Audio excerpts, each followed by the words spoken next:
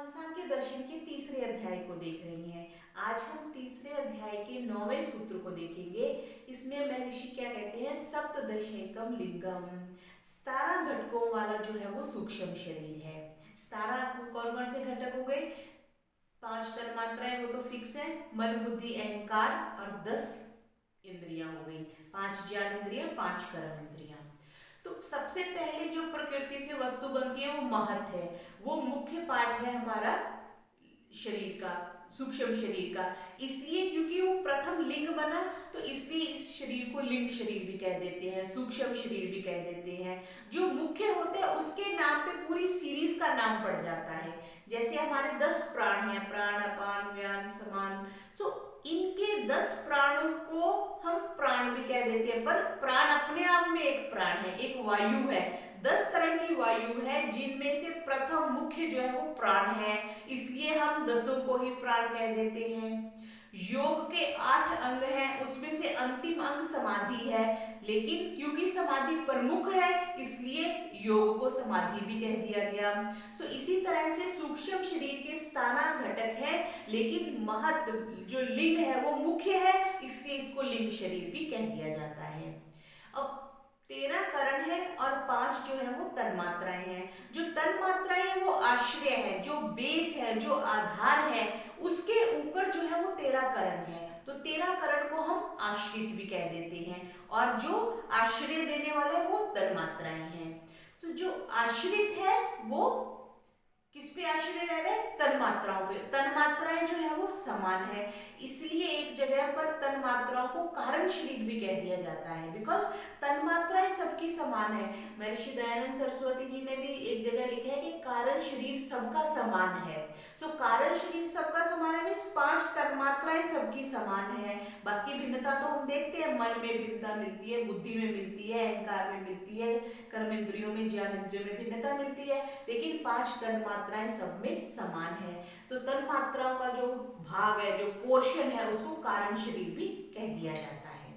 इससे संबंधित हमें 40वीं सांख्य कारिका भी मिलती है। सांख्य कारिका में क्या कहते हैं सांख्य कारिकाकार, पूर्व उत्पन्नम असक्तम नियतम महदादि सूक्ष्म पर्यंतम।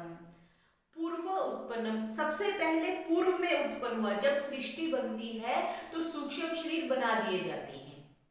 जैसे हम कहें कि कुछ रॉ मटेरियल है हमारे पास, हम कुछ बड़ा बनाना चाहते हैं, तो जैसे सपोज हम कुछ इलेक्ट्रिक आइटम बनाना चाहते हैं तो बैटरी पहले सारी बना लेते हैं, क्योंकि बैटरी सभी में डलनी डलनी है, ठीक है। तो जो बैटरी बना दी गई उसको यहाँ पे हम सूक्ष्म शरीर कह देते हैं, और जो बाहर पूरी बॉडी बनी उसको हम स्थूल शरीर कह सकते हैं। सो पूर्व उत्पन्न, सबसे पहले वो बन जाती है। असक्तम, वो कहीं भी जा सकती है। यहाँ पर महर्षि एक जगह पर लिखते हैं, शिला अपि अनुविशति, शिला में भी, पत्थर में भी सूक्ष्म शरीर जा सकता है, जल में भी सूक्ष्म शरीर जा सकता है, लोक लोकांतर में कहीं भी सूक्ष्म शरीर जो है वो ट्रेवल कर सकता है, उसकी इतनी कैपेसिटी है। असक्तम मीन्स अबाधितम, उसको कोई बाधा नहीं है, उसको कोई डिस्टर्बेंस नहीं है, उसके लिए कोई रुकावट नहीं है। जैसे हमारे लिए दीवार की रुकावट है, हमारे लिए लकड़ी की रुकावट है, लेकिन सूक्ष्म शरीर के लिए कोई भी रुकावट नहीं है।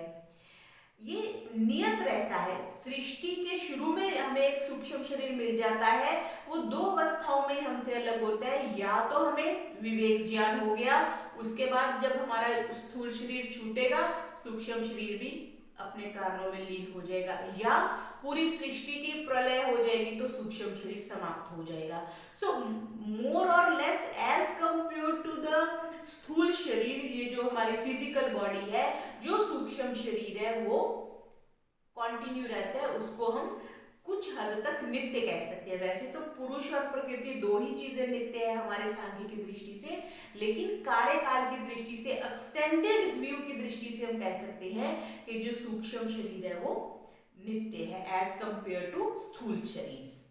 नित्यम महदादि सूक्ष्म पर्यंतम, सबसे पहले महत बना, और ये सूक्ष्म शरीर में जो मुख्य भाग है वो महत का है, वो बुद्धि का है। फिर आगे कहा संसरति, ये संसरण करता रहता है, ट्रेवल करता रहता है, कहीं भी एक शरीर से दूसरे शरीर में ट्रेवल करता है। ये तो हमने देखा है, जब डेथ हो जाती है तो एक स्थूल शरीर को छोड़ करके दूसरे शरीर में में चला जाता है तो संसरति, संसरण करता रहता है, ट्रेवल करता रहता है। निरुपभोगम, ये भोग कुछ नहीं करता। जो सूक्ष्म शरीर है वो स्थूल शरीर के बिना कुछ भी भोग नहीं कर सकता। जैसे कि इसको हम ऐसे देख सकते हैं कि जिसके पास घर नहीं होता वो सुकून से नहीं रह सकता, मतलब उसके पास अगर घर नहीं है तो वो अपना खाना बना के नहीं खा सकता, अपना व्यवस्थित ढंग से नहीं जी सकता। अपवाद मत लीजिएगा कि कुछ लोग सड़क किनारे भी रहते हैं, वहां भी खाना बना के खाते हैं। हम एग्जाम्पल इसी दृष्टि से ले रहे हैं जितना कि हमारा कॉन्सेप्ट है, जितना को हम समझना चाहते हैं कि अगर हमारा बेस नहीं होता तो हम बहुत सी चीजें नहीं कर सकते। जैसे अगर हम किसी के घर में अतिथि गए हैं तो हम कंफर्टेबल नहीं रहता, बिकॉज हमारा हम उसके वॉशरूम में कंफर्टेबल नहीं है, हम उसके रूम में कंफर्टेबल नहीं है, हमें जो बिस्तर दिया गया हम उसमें कंफर्टेबल नहीं है, उसके घर में खाने पीने की व्यवस्था हमारे अकॉर्डिंग नहीं है। सो हमें जितना सुकून चाहिए, जितना सुख चाहिए जो हमारे घर में मिलता है, अपने जो सुख छज्जू दे चुबारे हो बलक ना बुखारे। एक संत था, वो बलक और बुखारे दर्शन करने चला गया अल्लाह के, लेकिन वहां जाके फिर वो चुबारे में रहता था। तो वापिस आके उसने एक पंक्ति लिखी, कवि हुए हैं कि जो सुख छज्जू दे चुबारे वो बलक ना बुखारे। जो चीज आपको अपने घर में मिल सकती है वो आपको तीर्थ स्थान में या कहीं भी आप ट्रैवल करने जाते हैं वहां नहीं मिलती।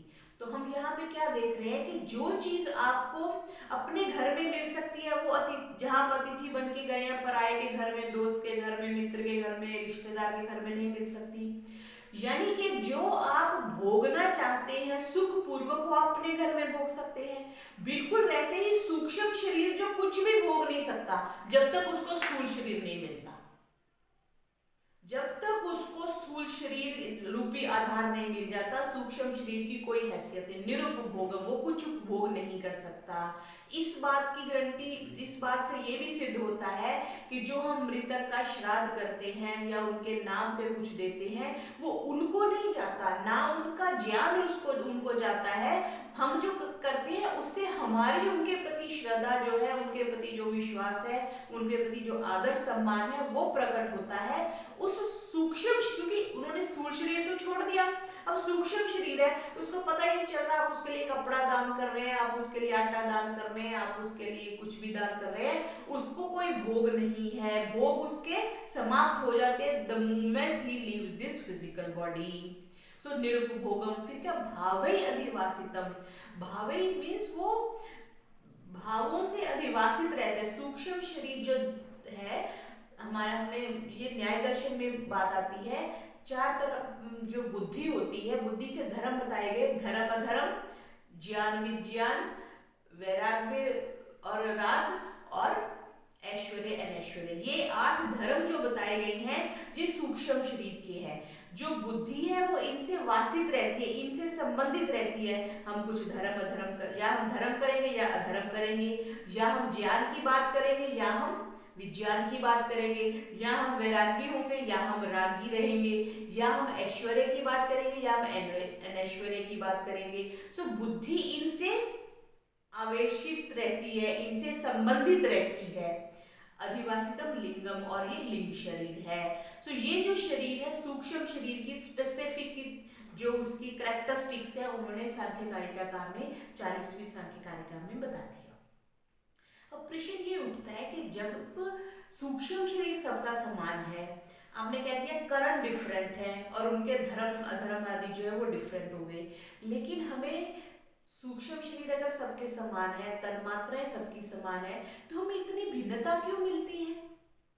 एक ही घर में अगर 4 बच्चे हैं तो चारों भिन्न भिन्न हैं, और कितने करोड़ों खरबों लोग हैं इस सृष्टि में, सभी भिन्न हैं। इवन जो जुड़वा है उनका भी जीवन एक समान नहीं है। इवन जो आइडेंटिकल ट्विंस है वो भी देखने में थोड़ा बहुत भले ही सेम दिखते हो, लेकिन उनके भी स्ट्रक्चर में कुछ ना कुछ डिफरेंस होता है कि हम उसको रिकॉग्नाइज कर सकते हैं।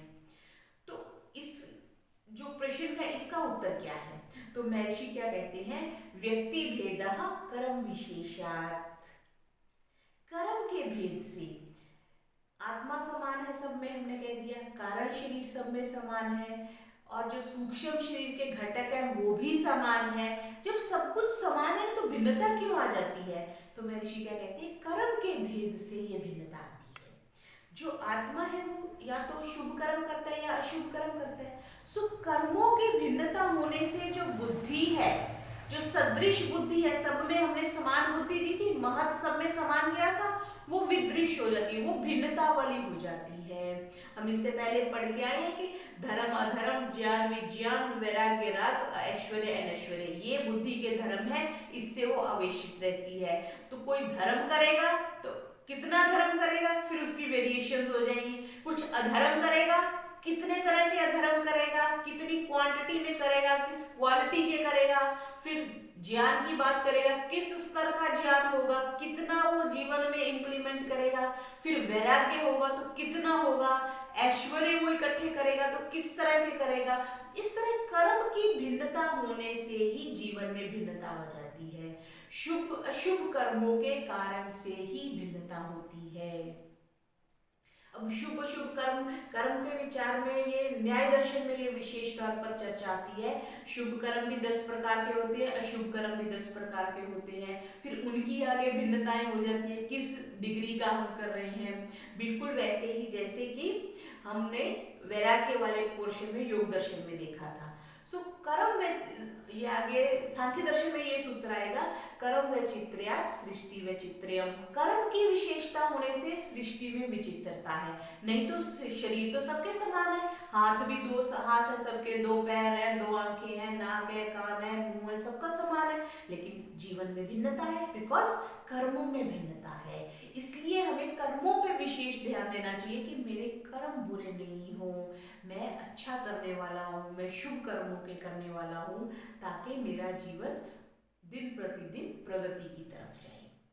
तो ये हमने सांख्य दर्शन के 10वें सूत्र को देखा।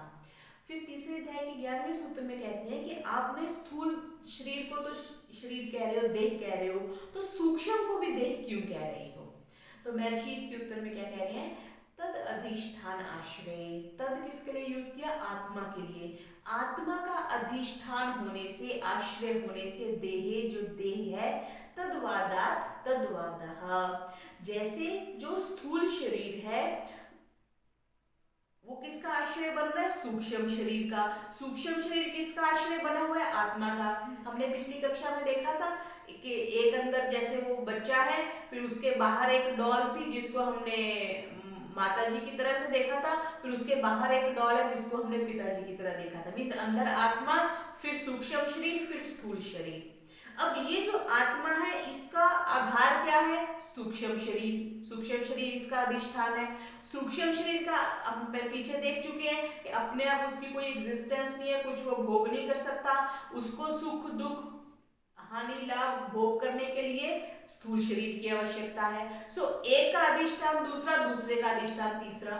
सो उस आत्मा के अधिष्ठान होने से, और स्थूल शरीर को हम देह कह रहे हैं, स्थूल शरीर कह रहे हैं, तो उस संदर्भ से, उससे संबंधित होने से सूक्ष्म शरीर को भी शरीर कह दिया जाता है, देह कह दिया जाता है। तो आज की कक्षा में हमने सांख्य दर्शन के तीसरे अध्याय का 9वां, 10वां और 11वें सूत्र को देखा और 40वीं सांख्य कारिका को देखा।